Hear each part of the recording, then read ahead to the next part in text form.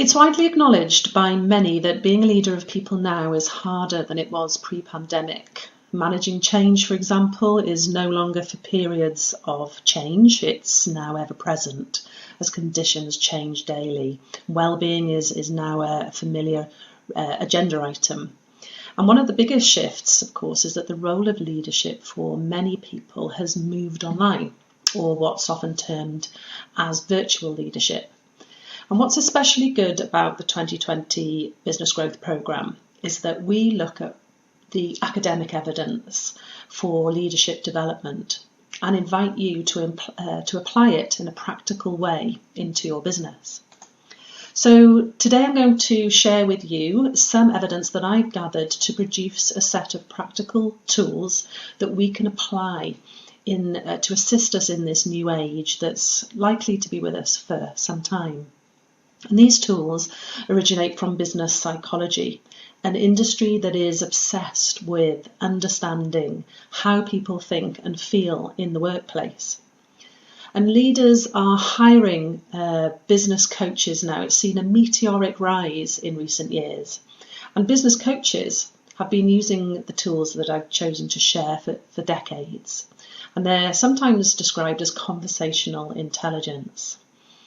And conversational intelligence essentially helps drive our leadership towards a single core element of leading and managing people, and that is building trust. So trust between leaders and teams and between colleagues is a well-known prerequisite for a successful business. Without the face-to-face dynamic, which is full of context and chemistry and full periphery vision, and the non-verbal cues, how can leaders still continue to build trust between themselves and their teams? How can leaders better connect in the virtual environment? Sometimes the power of change can be achieved through the very smallest, subtlest changes in approach. I propose that we can better connect online through the art of conversation. And I believe that there are better ways for leaders to have conversations online. Conversations are one of our most basic social rituals. They are critical for building trust and a shared sense of purpose. And yet, sometimes when we as leaders are marching furiously towards some goal that we've set ourselves, we can easily fail to appreciate the impact that conversations can have. Being conversationally intelligent begins with understanding that encoded in every conversation is a hidden language of trust.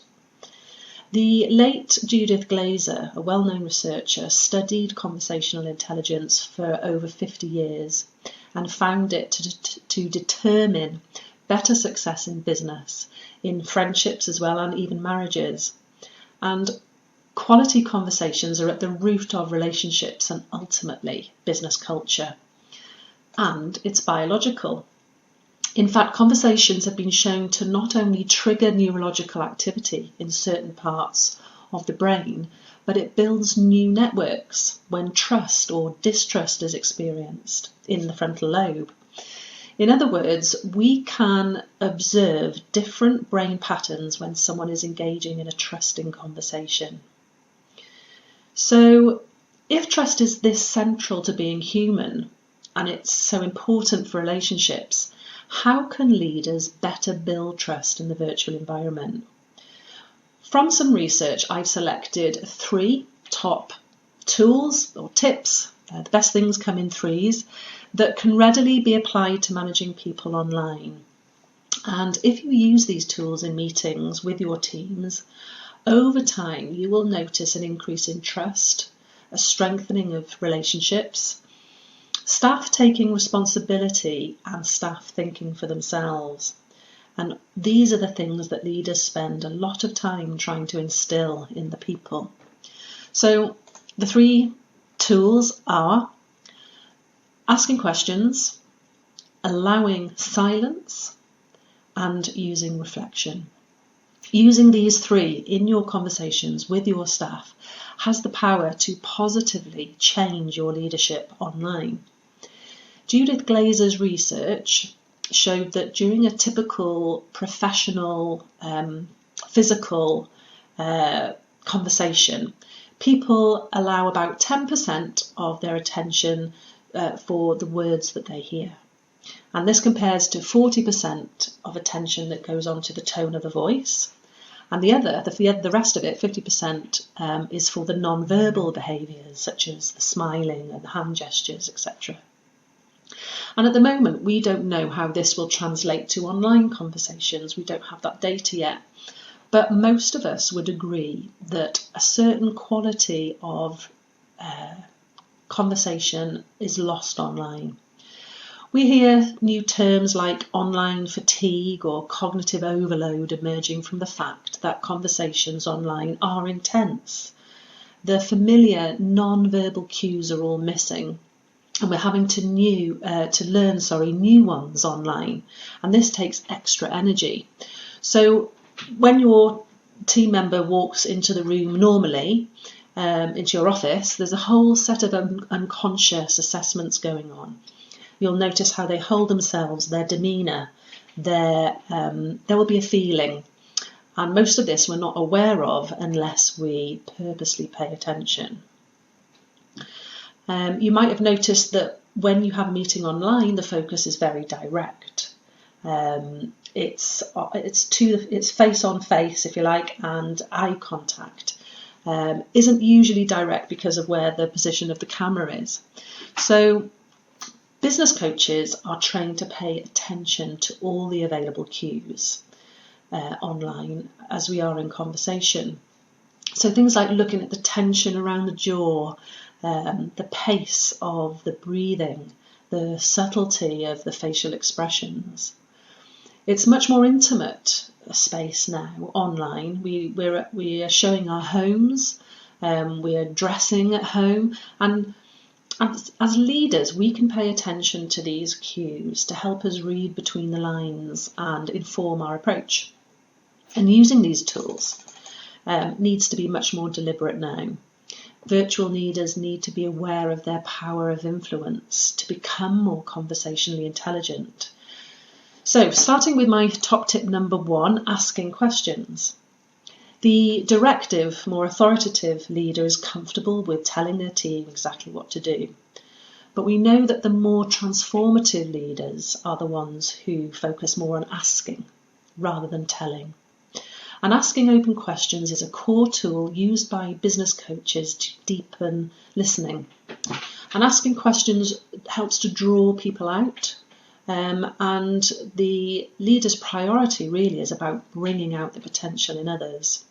So a simple demonstration of where conversation becomes intelligent using Judith Glaser's 3 levels can be seen here in an example of question framing. So at the first level, it can be a simple, short and a necessary transaction, such as, can you take the first prototype of the 3 to market, please? Level 2, where it can be more about sharing a point of view. It might be, I prefer this prototype for market. What do you think? But it's the next level of conversation where leaders can have the most impact. Asking, which prototype do you prefer and why? So this is asking and not telling. And this inspires commitment and ownership of tasks, both skills that leaders spend a lot of time trying to instill. And when we feel strongly that our point of view is right, our brain focuses on looking for evidence to fit. And we stop listening to others' points of views and we fight for our perspective. And this can cause other people to be afraid and reluctant of engaging with us. And it can create a culture of avoidance. And leaders can be addicted to being right and think that everybody else is wrong. And they can often fail to see and acknowledge the negative impact that this has on culture. So use open questions to be developmental with the people that you manage. Use questions such as, what have you learned from this challenge? What would you do differently if you could do it again? How would you approach this if you had full authority? What would you try differently to get different results? And how else can I help you in future? Asking open questions like these is something we can do in person, of course, and online. But online is so much more intense. It's easy to forget to do so. Mindsets and time sets have shifted now and become more direct and shorter paced.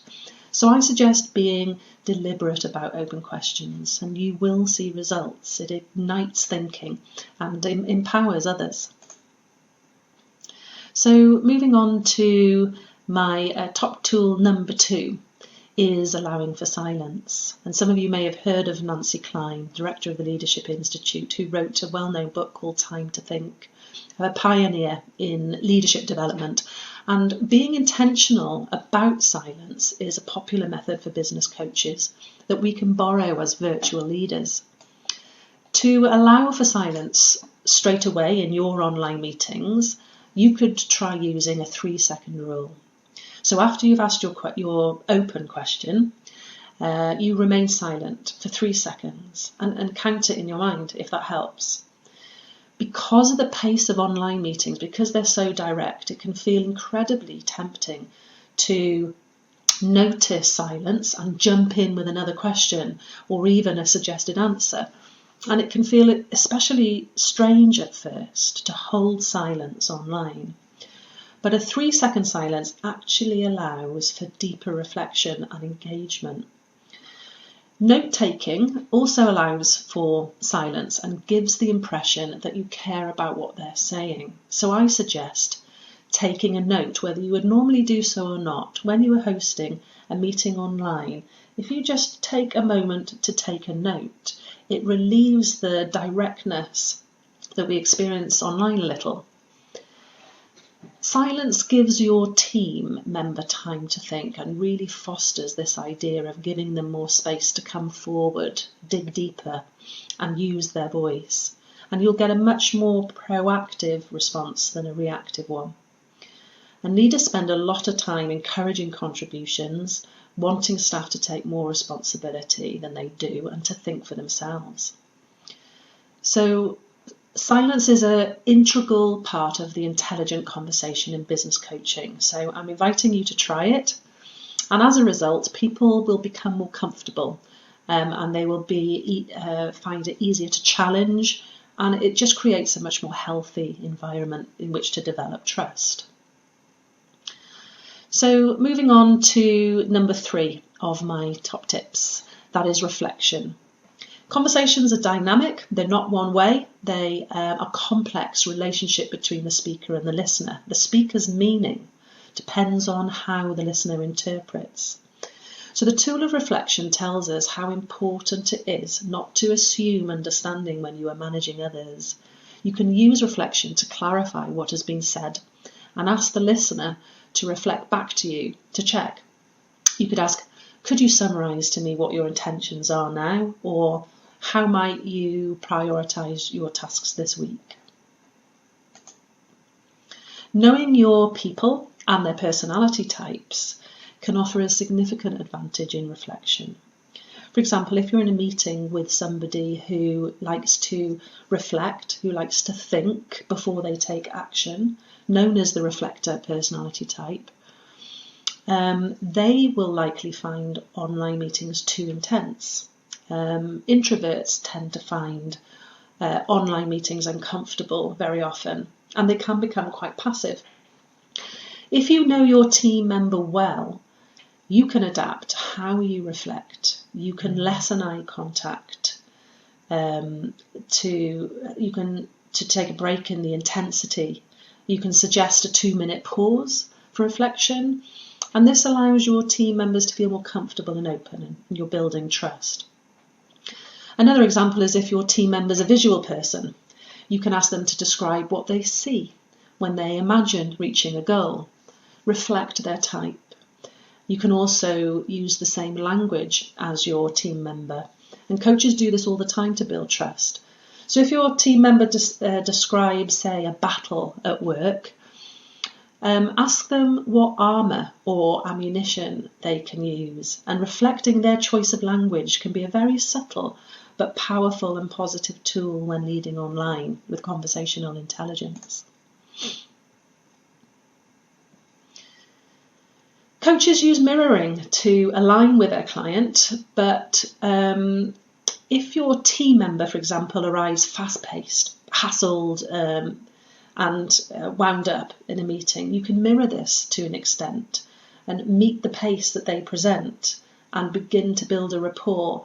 And once that rapport is established and trust starts to take form, you can begin to control the meeting by slowing your pace and being more focused and calm.